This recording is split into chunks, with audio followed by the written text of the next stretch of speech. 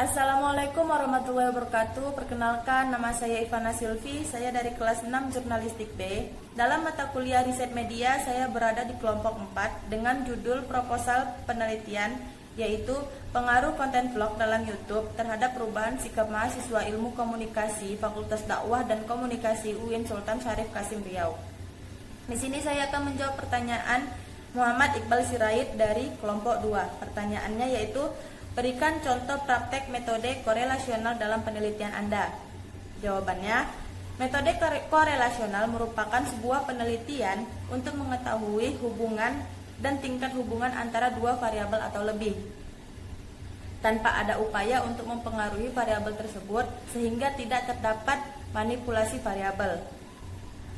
Langkah praktek metode korelasional dalam penelitian ini yaitu tentukan terlebih dahulu variabel yang akan diteliti. Variabel X yaitu konten vlog terhadap variabel Y yaitu sikap mahasiswa. Lalu akan dianalisis dengan analisis koefisien korelasi dengan rumus produk momen yang menyatakan kekuatan hubungan antara dua variabel atau lebih. Juga dapat menentukan arah hubungan dari kedua variabel. Nilai korelasi yang didapat adalah positif. Maksudnya, terjadi hubungan searah antara konten vlog dengan sikap mahasiswa. Bila konten vlog sering ditonton oleh mahasiswa, maka akan terjadi pembentukan sikap pada mahasiswa. Pembentukan sikap yang terjadi adalah sikap yang positif dengan maksud karena para mahasiswa ingin atau senang menonton vlog, ingin mencoba hal yang ada dalam vlog, bahkan memiliki keinginan untuk membuat akun vlognya sendiri. Saya Siti Mahrani dari 6 Jurnalistik B. Dalam mata kuliah Riset Media, saya masuk di kelompok 4 dan di sini saya akan mencoba menanggapi pertanyaan dari kelompok 4. Dari kelompok 2 yang pertanyaannya berasal dari Dawi Dianti. Dari hasil penelitian yang didapat, seberapa besar pengaruh konten vlog di YouTube terhadap pembentukan persepsi mahasiswa Ilmu Komunikasi UIN Riau?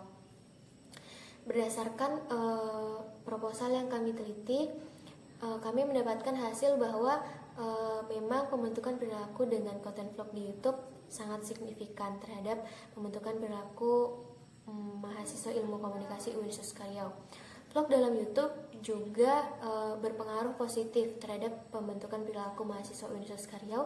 Positif yang di sini yang diartikan adalah terjadi hubungan searah antara vlog yang ditonton dengan sikap mahasiswa Ilmu Komunikasi Universitas Riau, sehingga mereka ingin mencoba apa yang ada di dalam vlog tersebut.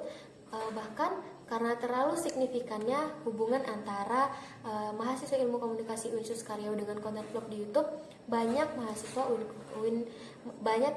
Ilmu Komunikasi Universitas Riau yang ingin menjadi vlogger. Perkenalkan, nama saya Andre Ahmadi dari kelas 6 Jurnalistik B.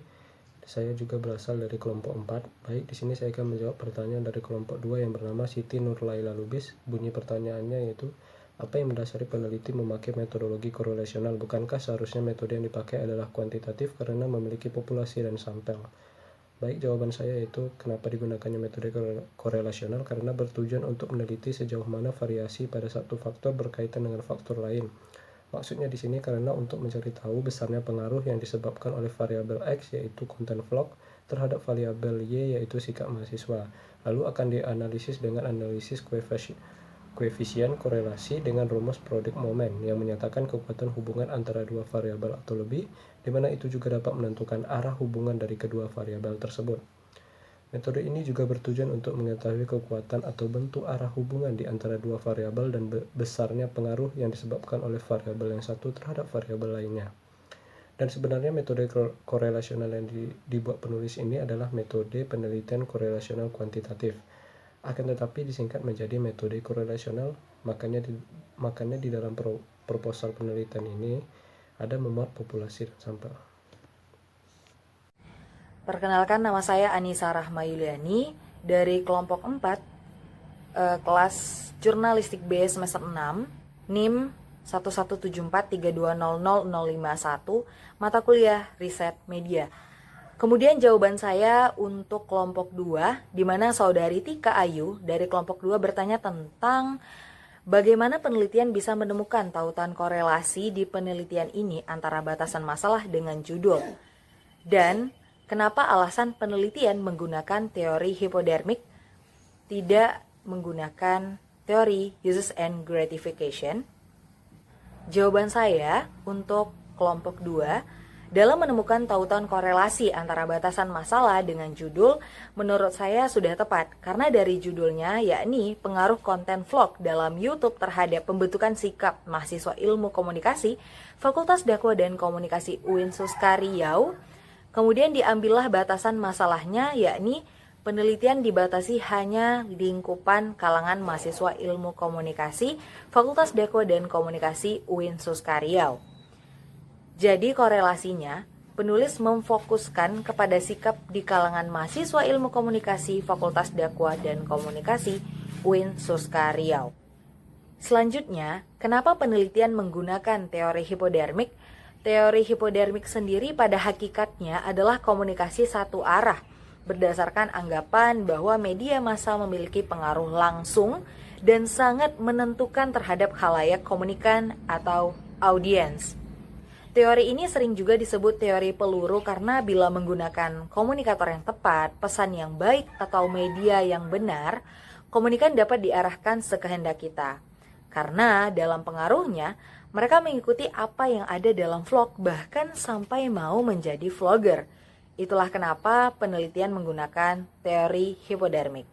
Dan kenapa penelitian tidak menggunakan teori uses and gratification tersebut? Karena nantinya akan banyak sampel yang harus kita ambil dari mahasiswa pengguna media tersebut. Dan sekali lagi, tidak sesuai dengan penelitian. Perkenalkan, nama saya Reski Intandi Cendani. Saya dari kelas 6 Jurnalistik B. Saya perwakilan dari kelompok 4. Nah, di sini saya akan menjawab pertanyaan dari Mutia Iriza, perwakilan dari kelompok 2. Nah, di sini pertanyaannya itu adalah jelaskan lebih rinci lagi mengenai penggunaan teori jarum hipodermik oleh peneliti terhadap kaitannya dengan variabel penelitian. Nah, di sini saya akan menjawab terlebih dahulu mengenai teori jarum hipodermik.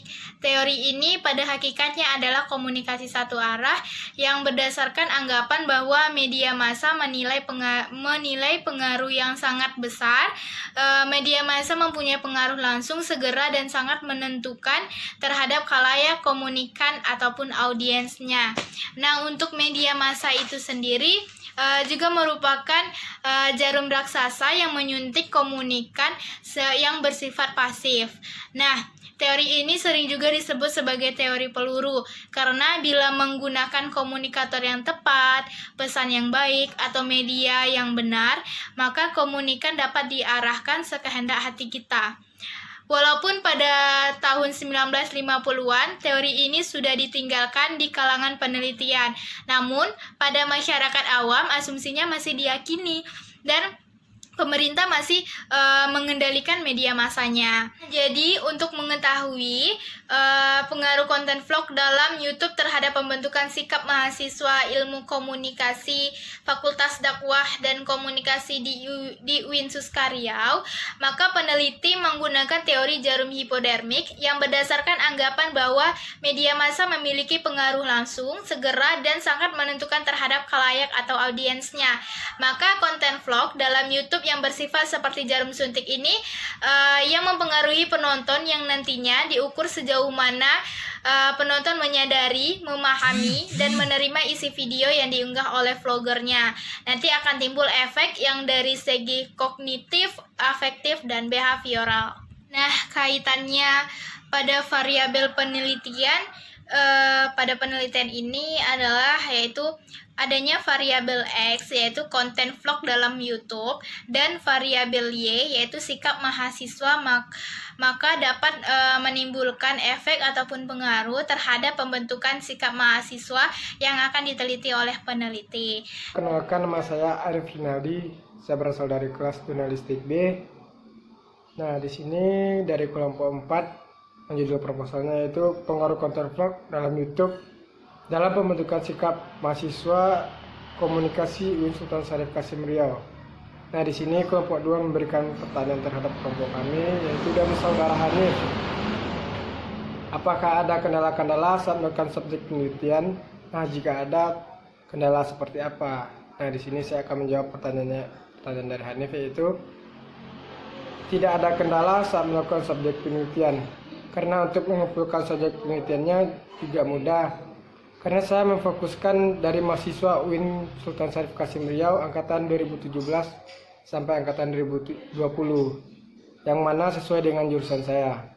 Dan untuk mengambil subjeknya juga mudah, karena lokasi di Fakultas Dakwah, saya pun banyak relasi atau hubungan pertemanan dengan anak komunikasi, sehingga memudahkan saya untuk mengambil subjek penelitian.